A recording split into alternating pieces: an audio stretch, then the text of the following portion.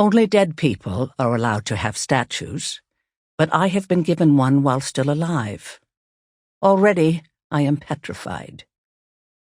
This statue was a small token of appreciation for my many contributions, said the citation, which was read out by Aunt Vidala. She'd been assigned the task by our superiors and was far from appreciative. I thanked her with as much modesty as I could summon, then pulled the rope that released the cloth drape shrouding me. It billowed to the ground, and there I stood. We don't do cheering here at Ardua Hall, but there was some discreet clapping. I inclined my head in a nod.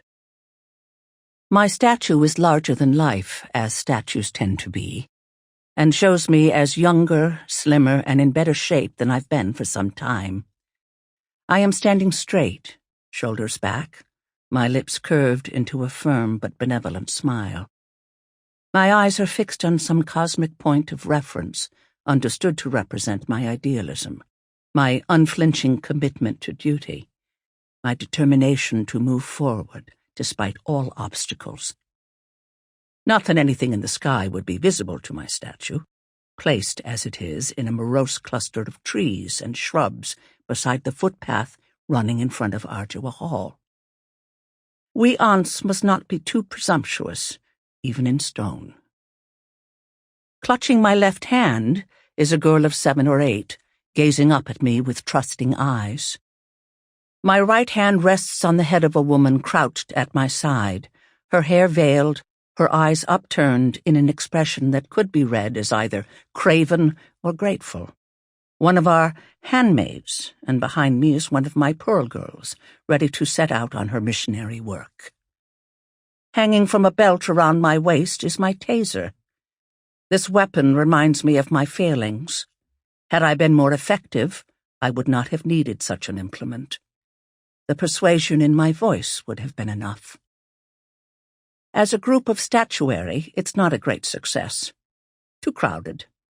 I would have preferred more emphasis on myself. But at least I look sane. It could well have been otherwise, as the elderly sculptress, a true believer since deceased, had a tendency to confer bulging eyes on her subjects as a sign of their pious fervor. Her bust of Aunt Helena looks rabid, that of Aunt Vidala is hyperthyroid, and that of Aunt Elizabeth appears ready to explode. At the unveiling, the sculptress was nervous. Was her rendition of me sufficiently flattering? Did I approve of it? Would I be seen to approve? I toyed with the idea of frowning as the sheet came off, but thought better of it. I am not without compassion. Very lifelike, I said. That was 9 years ago. Since then my statue has weathered. Pigeons have decorated me. Moss has sprouted in my damper crevices. Votaries have taken to leaving offerings at my feet. Eggs for fertility, oranges to suggest the fullness of pregnancy, croissants to reference the moon.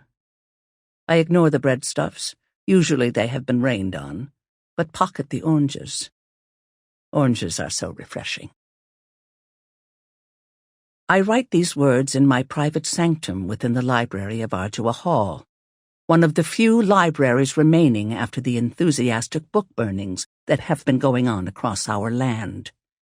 The corrupt and blood-smeared fingerprints of the past must be wiped away to create a clean space for the morally pure generation that is surely about to arrive.